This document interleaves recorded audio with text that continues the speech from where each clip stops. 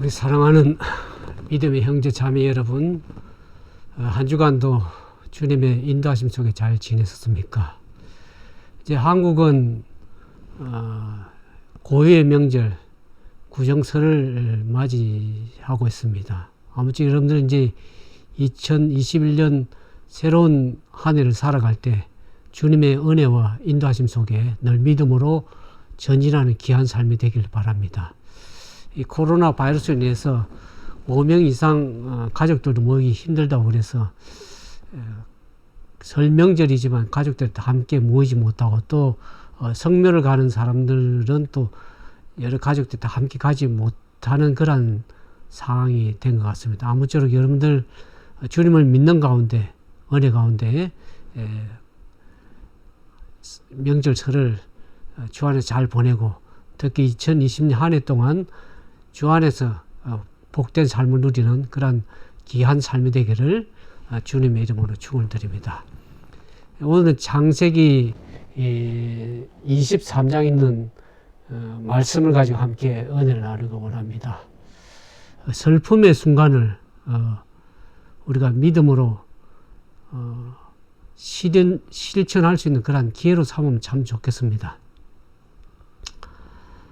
우리가 살아가면서 여러 가지 그 슬픈 일들을 만나게 됩니다.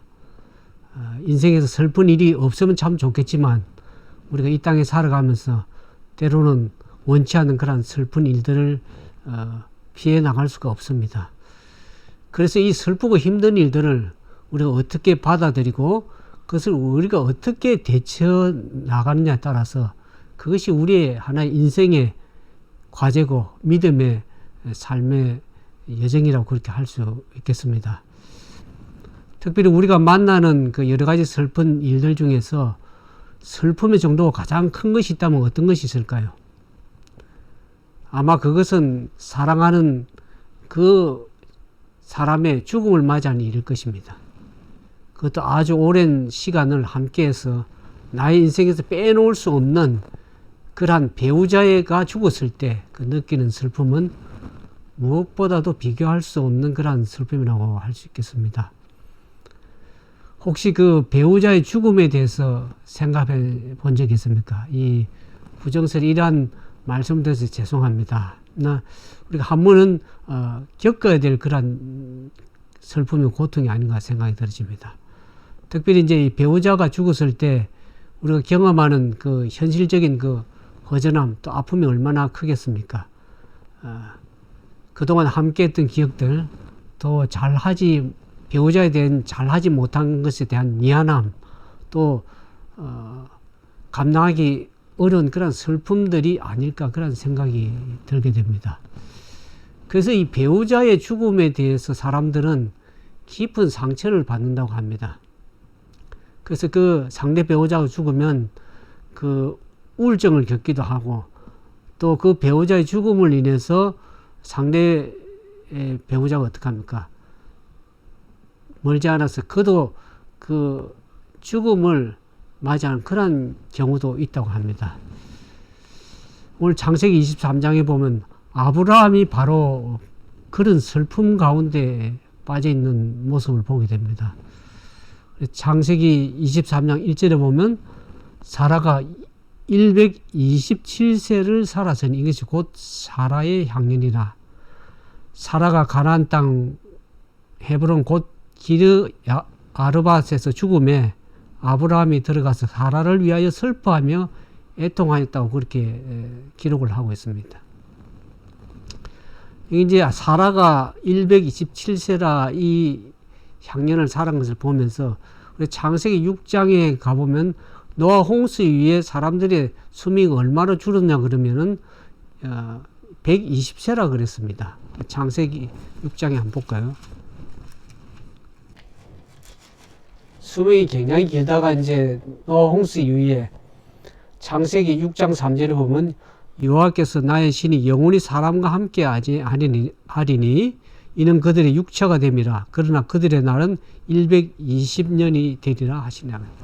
그 사라가 향수한 것이 거의 하나님 말씀은 노아 홍수 이후에 120살 살아가는 그 정도의 수명에 7년을 더 살아간 것이라고 그렇게 생각이 들어집니다. 이 아브라함 아내 사라가 이제 죽음을 맞이하고 헤브론에서 죽음을 맞이했는데 그녀가 어떻게 죽었는지에 대해서 성경에는 기록이 자세히 기록되지 않았습니다. 근데 장세기에 이제 이 사라의 이 나이가 언급된 것을 보게 됩니다. 주로 이제 이 장세기 보면 이스라엘 조상들이 죽었을 때 그 나이를 기록하지만은 그들의 아내가 죽었을 때는 나이를 기록을 하지 않습니다. 근데 사라는 유일하게도 그 예외적으로 어떻게 합니까? 그 나이가 기록이 된 것을 보게 됩니다. 그만큼 이 사라가 어떻게 합니까? 중요한 인물이라는 것을 우리가 생각해 볼 수가 있습니다.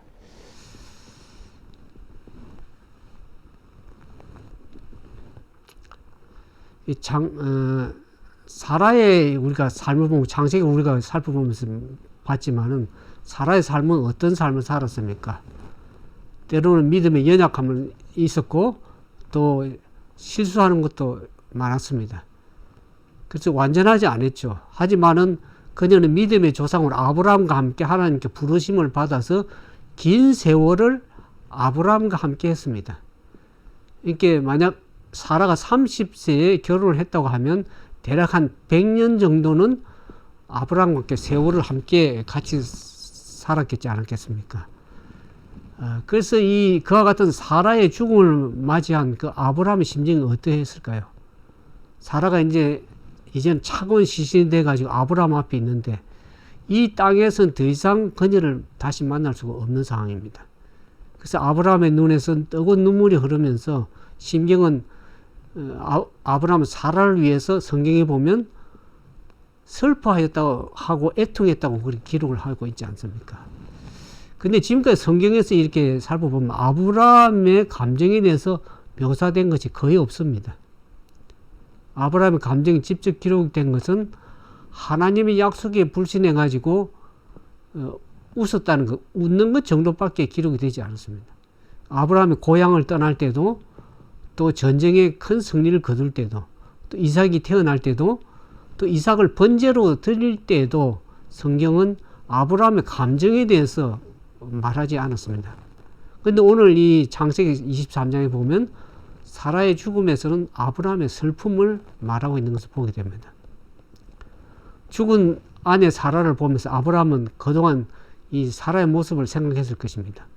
65세 나이에 남편을 따라서 가족들과 친구들이 있는 정릉 고향을 떠나서 이 낯선 가나안 땅으로 오게 된 것을 알게 되죠.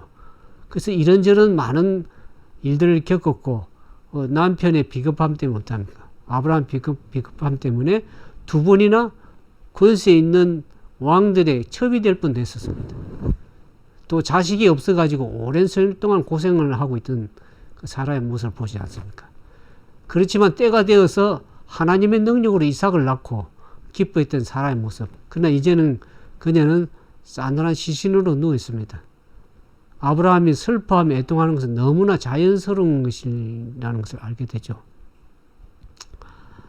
때로는 우리는 이 감정을 표현하는 것을 부정적으로 생각하기도 합니다. 특별히 이제 한국 사람들은 어떻게 합니까? 저도 한국에서 보면 부모님들이 남자는 태어나서 세 번만 울어야 된다고 그렇게 얘기를 합니다. 남자가 우는 것은 좋지 않은 것이라고 부정적으로 이렇게 얘기를 해서 남자들은 눈물을 흘리면서 우는 것이 아니라 속으로 운다고 그렇게 얘기를 하죠. 그래서 울어서는 안 된다는 것, 그건 좀 어떤 면에서는 잘못된 생각이죠. 우리의 감정은 어떠합니까? 하나님이 허락한 것이고 또 그것을 적절하게 표현한 것은 옳은 것입니다. 슬플 때 울고 기쁠 때 웃는 것이 정상입니다. 감정을 조절하지 못하고 지나치게 휘둘리는 것도 문제지만은 사람이 느끼는 감정 자체는 참으로 자연스러운 것입니다. 그 성경에 보면 즐거워하는 자들과 함께 즐거워하고 우는 자들과 함께 울라고 얘기를 하지 않습니까? 예수님도 우셨습니다. 우리가 슬픔을 만났을 때 우는 것은 당연한 일이죠. 하지만 조심해야 할 것은 그 슬픔이 모든 것이라고 생각하고 그래서 삶을 비관하거나 다른 것을 하지 않으려고 하는 그런 태도, 그것을 우리가 주의해야 될 것입니다. 근데 아브라함은 이 아내 사라의 죽음을 겪으면서 슬퍼하고 애통했지만 사라의 죽음 앞에 다시 일어서는 모습을 보게 됩니다. 우리가 창세기 23장 3절에 보면 그는 시체 앞에 일어나 나가서 헷 족속에 말하게 가르되 일어나 나가서 그랬습니다. 뭔가 긍정적이고 적극적으로 행동하려는 그런 모습을 보게 됩니다. 비록 아내 사라가 죽어서 애통하고 슬퍼하지만은 그 위에 그는 일어나서 나가서라는 그런 표현을 보면서 그것이 일어났다는 표현이 23장 3절에도 나오지만 7절에도 아브라함이 일어나 그 땅 족속을 향하여 몸을 굽히고 그랬습니다. 이렇게 그냥 주저앉고 낙담하고 좌절하지 않고 뭔가 적극적인 믿음의 삶을 표현하는 것을 보게 됩니다. 하나님은 아브라함과 사라에게 이 땅을 주겠다고 약속했습니다. 가나안 땅을 기업으로 주겠다고 약속했죠. 하지만 지금 여전히 아브라함은 어떻게 합니까? 자기의 소유된 땅이 없습니다. 사라의 매장지도 지금 없는 그런 형편입니다. 그래서 사라는 하나님의 약속을 받았지만 결국 그냥 죽었습니다. 그리고 아브라함은 여전히 지금 어떻게 합니까? 나그네로 떠돌이로 이방인으로 살고 있습니다. 아마 멀지 않은 장래에 아브라함 자신도 어떻게 보면 사라처럼 죽게 될 것이라고 생각했을 것입니다. 우리도 믿음의 삶을 살다 보면 아브라함과 같은 그러한 상황에 처할 때가 많습니다. 하나님의 약속된 축복을 기다리며 살고 있는데 지금 내 삶을 보면 어떻습니까? 별로 뭐 특별한 것이 있는 것 같지도 않고 또 이삭을 낳는 놀라운 그런 기적적인 경험을 우리가 하지만 그것도 한 번입니다. 그래서 그것도 살다 보면 잊혀지게 되고 그래서 계속해서 반복되는 삶을 살다 보면 때로는 우리 삶은 어떻게 합니까? 저와 여러분의 삶이 때로는 무료하고 무의미하고 또 허무함을 느낄 때가 종종 있을 것입니다. 하나님 위해 살려고 하는데 갈수록 부담만 커지는 수도 있습니다.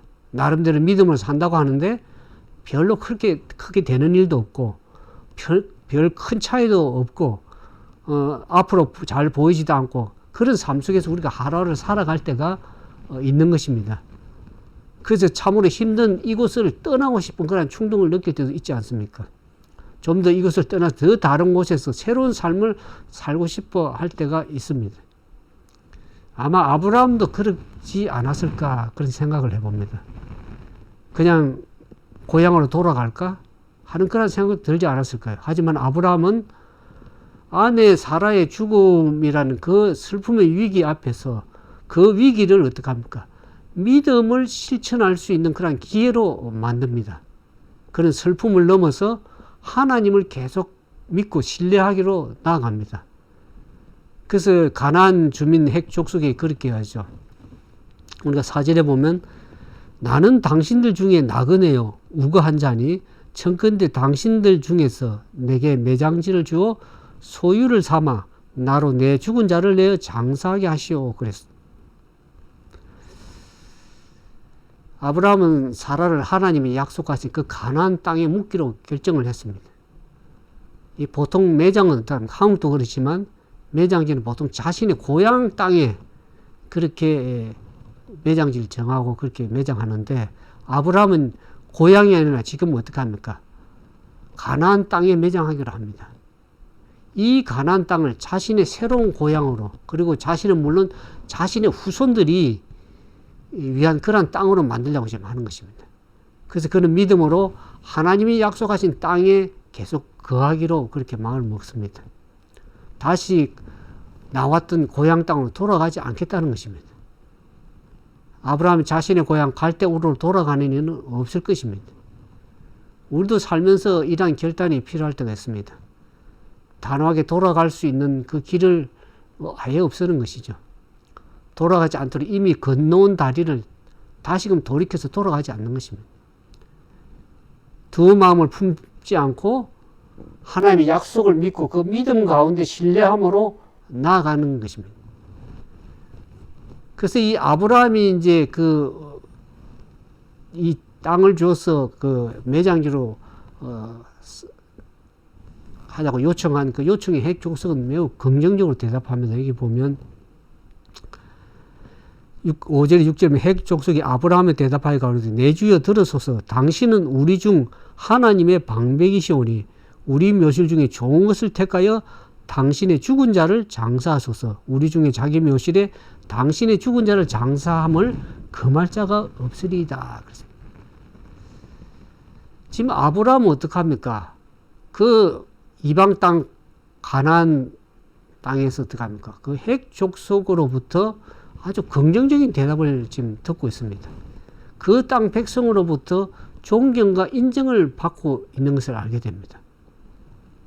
아브라함이 왜 이와 같은 이러한 평가를 받을 수 있었을까 하는 것을 7절과 12절에 보면 우리가 잘 알 수가 있습니다. 7절, 12절에 보면 핵 족속들이 그렇게 아브라함이 얘기할 때 아브라함은 어떻게 하면 7절에 아브라함이 일어나 그 땅 거민 핵 족속을 향하여 몸을 굽히고 그랬습니다.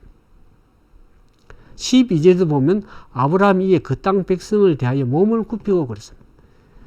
아브라함의 나이로 보나 또 재력으로 보나 모든 상황을 봐서도 아브라함은 어떻게 합니까? 참으로 이 몸을 굽힌다는 것은 어떻게 합니까? 참으로 겸손한 것이죠. 오히려 교만할 수도 있는 상황에 불구하고 어떻게 합니까? 겸손하게 그 백성들에게 머리를 굽히고 그랬습니다. 얼마나 겸손한 아브라함의 모습입니다. 믿음의 사람들은 어떻게 합니까? 사람에 대한 그 올바른 태도가 참 중요합니다. 하나님을 믿는다고 하면서 사람에 대해서 교만하거나 무례하고 함부로 대하는 사람은 무엇인가 잘못되어 있는 사람입니다.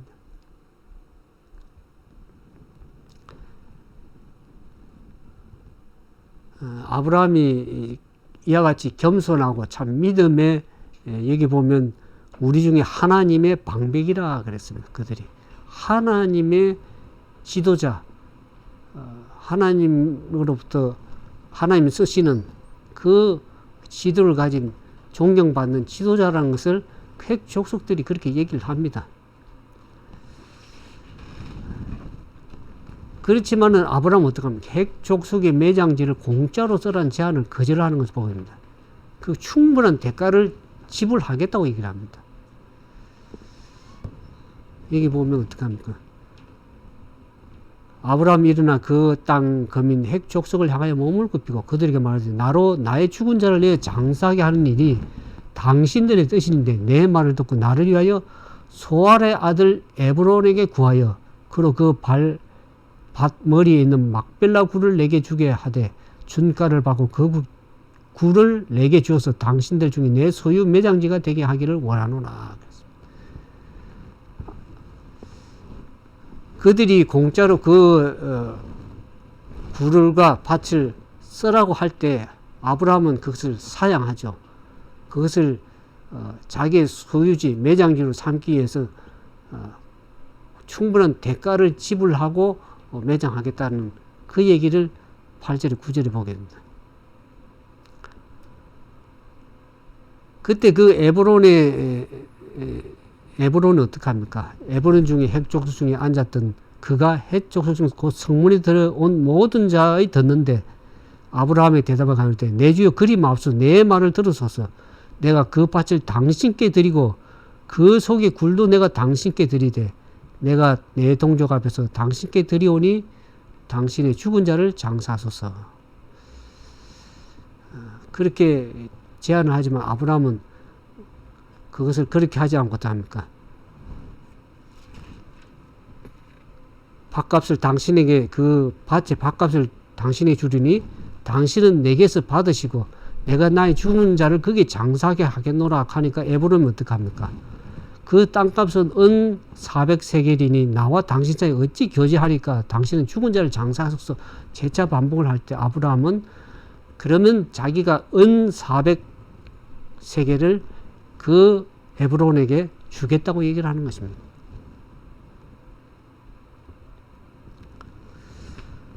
그 땅의 모든 백성들이 보는 가운데서 아브라함은 그 대가를 지불하고 소유로 확정하게 됩니다. 그래서 이제 드디어 이 아브라함은 어떡합니까? 가나안 지역에서 아브라함의 소유가 생기게 되었습니다. 특별히 아브라함이 끝까지 값을 치르고 그 땅을 구입하려 고집했던 것은 어떻게 합니까? 많은 사람들 핵족속 앞에서 그 방식대로 절차를 거친 것은 그 땅을 어떻게 합니까? 소유로 경고히 하려는 목적이 있었습니다. 그래서 나중에 이 땅이 어떤 시비에 걸리거나 문제가 되지 않기를 원했기 때문에 공짜로 그렇게 쓰지를 않고 어떻게 합니까? 그 땅의 소유를 대가를 지불하고 그 소유지를 매장지를 구입하는 걸 보게 됩니다. 아브라함은 하나님의 자기 하신 약속을 신뢰했습니다. 그러니까 하나님의 계획하신 가운데 아브라함의 자손은 어떻게 합니까? 아브라함이 떠나온 갈대 우르가 아닌 그 가나안을 상속으로 받게 될 것입니다. 그래서 그 땅은 아브라함의 소유지로 확정된 것을 오늘 우리가 본문에서 이렇게 보게 되죠. 그래서 오늘 이 본문에 보면 이 사라의 죽음과 이 장사를 지내는 장면인데 실제로 사라의 죽음에 대해서는 아주 간략하게 짧게 기록을 하는 반면에 비해서 아브라함이 그 매장지를 값을 주고 땅을 산 것에 대한, 그래서 그 땅을 실제 소유권을 가지게 된 것에 대해서는 굉장히 장황하게 얘기를 하고 있습니다. 그리고 이 소유권은 그 아브라함의 후손이 이스라엘 백성이 있다는 것이죠. 가나안 땅의 소유에 대한 타당성과 명분을 알려주고 있는 것이라 할 수 있습니다. 그래서 이 사라의 이제 이 매장지가 묘지가 된 이 헤브론은 이스라엘의 거의 모든 선조들의 묘지가 되게 됩니다. 아브라함과 이삭과 또 리브가와 레아와 야곱이 이곳에 매장이 됩니다. 그래서 창세기 23장을 시작으로 해서 이 헤브론은 아브라함 집안의 땅이 되어버렸습니다. 훗날 세월이 지나서 모세가 이제 이 정탐꾼, 12정탐꾼을 이제 이 가나안 땅에 이 정탐하러 보낼 때 어떻게 합니까? 우리가 민수기 13장 22절에 보면 그 정탐꾼들이 헤브론에 대한 보고가 기록된 것을 보게 됩니다. 그처럼 이 땅이 그런 역사적인 중요함을 가지고 있습니다. 그런데 이스라엘 자손들은 이 약속의 땅에 대해서 어떻게 평가를 합니까? 하나님이 그들에게 허락하신 이 약속의 땅을 거절하고 어떻게 합니까? 하나님을 원망하는 모습을 보게 됩니다. 하나님을 불신함으로써 그 이스라엘 백성들은 어리석은 선택을 하게 됩니다. 하지만 지금 현재 아브라함은 어떻게 합니까? 땅에 대한 하나님의 약속이 전혀 이루어질 것 같지도 않고 또 자기가 함께한 약속의 땅을 받은 사라는 지금 죽었습니다. 그럼에도 아브라함은 어떻게 합니까? 사라처럼 약속을 보지 못하고 그도 앞으로 죽게 될 것이지만 아브라함은 고향으로 다시 돌아가기보다는 이 가나안 땅에 머물기를 선택을 합니다. 아브라함 자신이 이 땅에서 나그네임을 그가 알고 있기 때문입니다. 그러니까 아브라함은 이 땅이 아니라 더 멀리 있는 것을 바라봤기 때문에 그런 선택을 한 것입니다. 우리가 이 히브리서에 보면 아브라함과 사라에 대해서 그렇게 얘기를 하고 있습니다. 히브리서 11장 13절부터 보겠습니다.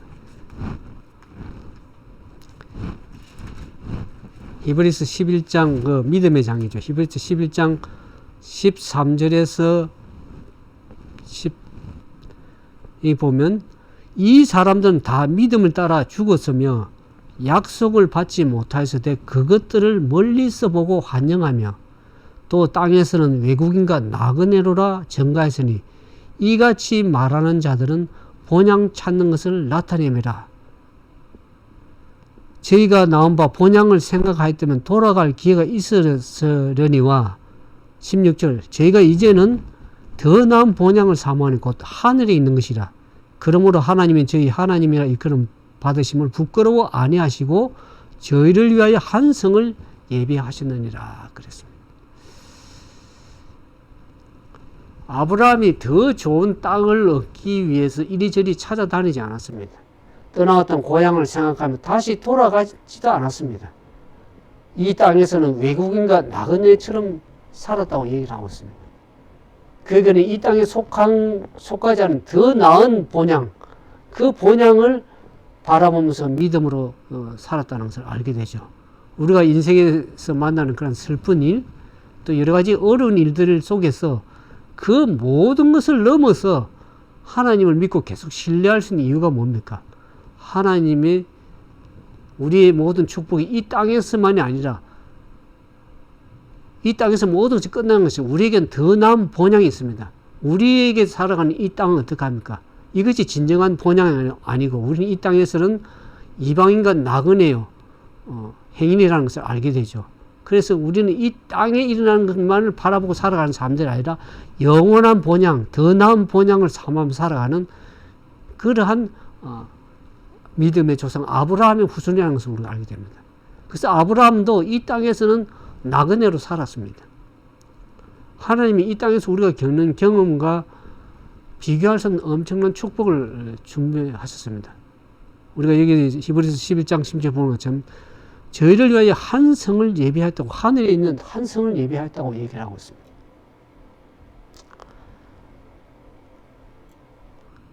우리가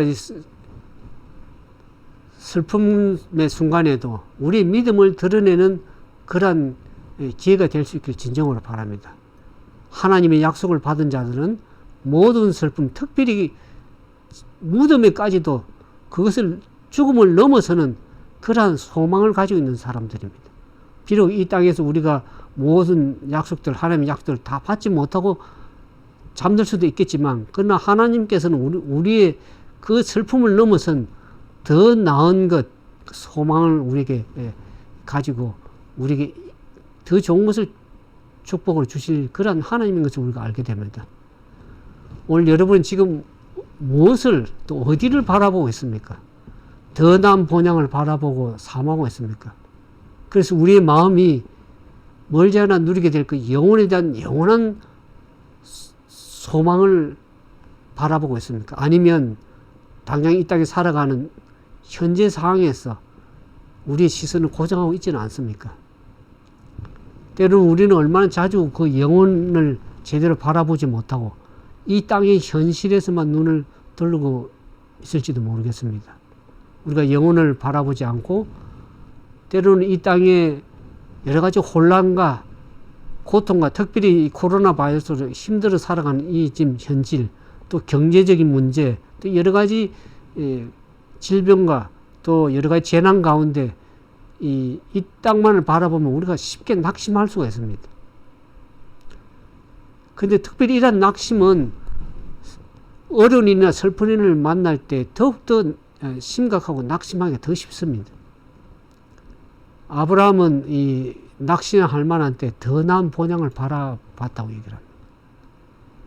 그래서 자기 인생의 가장 슬픈 시기에 오히려 믿음으로 그것을 실현할 수 있는, 실천할 수 있는 기회로 삼아서 믿음으로 전진했다는 것을 알게 됩니다. 혹 우리 가운데 슬픈 일이 있습니까? 나름대로 믿음으로 살라고 하면서 하나님 진정을 섬기면서 하나님의 약속을 기다리고 있는데 때로는 우리 삶에 실망스러운 그런 일들이 생깁니까? 그렇더라도 우리는 오늘 이 창세기 23장을 아브라함의 경우를 보면서 낙심하지 말고 포기하지 말고 믿음을 뒤로 물러가지 않기를 진정으로 바랍니다. 하나님의 약속은 이 땅에서 끝나는 것이 아닙니다. 아브라함처럼 더 나은 본향을 바라보고 그 본향을 사모해 나가는 그러한 믿음의 삶이 되기를 하나님이 원하시는 것입니다. 우리가 이 사는 이 땅에서 생명은 어떻게 합니까? 이 땅에서 보내는 시간이 100년도 채 되지 않고 끝나게 됩니다. 그렇지만 우리는 그 영원한 미래에 대한, 영원한 본향에 대한 하나님이 우리에게 예비하신 그 한 성을 바라보면서 믿음으로 전진해 나가는 그러한 믿음의 삶이 되기를 주님의 이름으로 축원을 드립니다. 우리가 사도 바울을 생각해 보시면 어떻습니까? 사도 바울은 하나님의 부르심을 받아서 그가 사는 날 동안에 얼마나 많은 고난을 당했습니까? 돌에 맞아 죽을 고비도 넘기기도 하고 사람들부터 배반을 받기도 하고 또 감옥에도 갇히기도 하고 참으로 죽을 고비 여러 번 넘겼습니다. 하지만 사도 바울은 영원한 본향에 대한 시선을 고정함으로 때로는 그와 같은 위기와 슬픔과 고난 가운데서도 낙심하지 않고 믿음으로 살아갔던 것을 알게 됩니다. 오늘 사도 바울은 오늘 우리에게 이렇게 합니다. 고린도후서 4장 17절부터 18절에 있는 말씀입니다. 고린도후서 4장 17절에 있는 말. 고린도후서 4장 17절에 18절에 있는 말씀입니다. 고린도후서 4장 17절에서 18절에 있는 말씀입니다. 우리의 잠시 받는 환난에 경한 것이 지극히 크고 영원한 영광에 중한 것을 우리에게 이루게 함이니 우리가 돌아보는 것은 보이는 것이 아니요 보이지 않는 것이니 보이는 것은 잠깐이요 보이지 않는 것은 영원함이라 그랬습니다. 우리가 이 땅에서 잠깐 사는 이 땅에 눈에 보는 이것이 다가 아니라는 것을 우리가 알게 됩니다. 보이지 않은 영원히 영광스러운 중한 것 그것을 바라보면서 때로는 이 땅에 우리가 살면서 참으로 환난에 경한 것들을 만날 때가 많습니다. 저나 여러분은 이 땅에 살기 때문에 여러 가지 환난을 당하기도 하고 고난을 당하기도 하고 힘든 어려운 부분들을 인생을 살아가면서 겪게 됩니다. 그때마다 우리는 사도 바울의 아브라함의 믿음을 바라보면서 잠시 이 땅에 나그네요 행인으로 살아가는 그런 우리의 삶인 것을 생각하면서 더 나은 본향을 삼으면서 믿음으로 보이지 않는 영원한 것을 바라보면서 더 가치 있는 것을 추구할 수 있는 그러한 2021년 한 해가 되기를 주님으로 축원을 드립니다. 그래서 하나님께서 우리에게 주신 그 믿음의 노덕들의 그 삶들을 바라보면서 다시 한번 우리 믿음을 점검하고 때로는 2021년 살아가면서 힘들고 어려울 때마다 아브라함의 믿음을 생각하면서 우리가 하나님의 약속을 신뢰하면서 믿음을 전진해 나가고 때로는 슬픔의 순간이 있을 때 그것을 믿음으로 믿음을 실천할 수 있는 그런 믿음의 좋은 기회로 삼으셔서 하나님을 신뢰하는 주님을 의지하면서 하나님의 축복을 누리는 그런 귀한 삶이 되기를 주님의 이름으로 축원을 드리겠습니다. 함께 기도하겠습니다. 사랑과 자비가 많으신 거룩하신 아버지 하나님, 때로는 우리의 삶이 때로는 여러 가지 환난에 경한 것들을 만날 때가 많습니다. 영혼이 중한 것들을 생각할 때 그것은 너무나 경한 것이라고 사도 바울은 얘기를 하고 있습니다. 때로는 우리 삶이 감당하기 힘들고 어려울 때마다 하나님께서 우리에게 은혜를 주시고 믿음을 더하셔서 일어나 참으로 머리를 들어 우리 주님을 바라보면서 영원한 번영을 사모하는 가운데 믿음으로 전진할 수 있는 참된 하나님의 남은 백성들 되도록 도와주시기를 간절히 간구드립니다. 오늘 말씀 듣는 주님의 사랑하는 백성들 그들의 삶 속에 2021년 한 해를 살아갈 때 담에 없는 하나님의 은혜와 성령의 인도하심과 역사하심을 함께 하셔서 고난과 슬픔 가운데서도 그것을 이기고 그것을 믿음을 실천할 수 있는 그런 지혜가 될 수 있는 그런 믿음의 사람들 다 되도록 도와주시기를 우리 구주 예수님 이름으로 감사하며 간절히 기도드리옵나이다.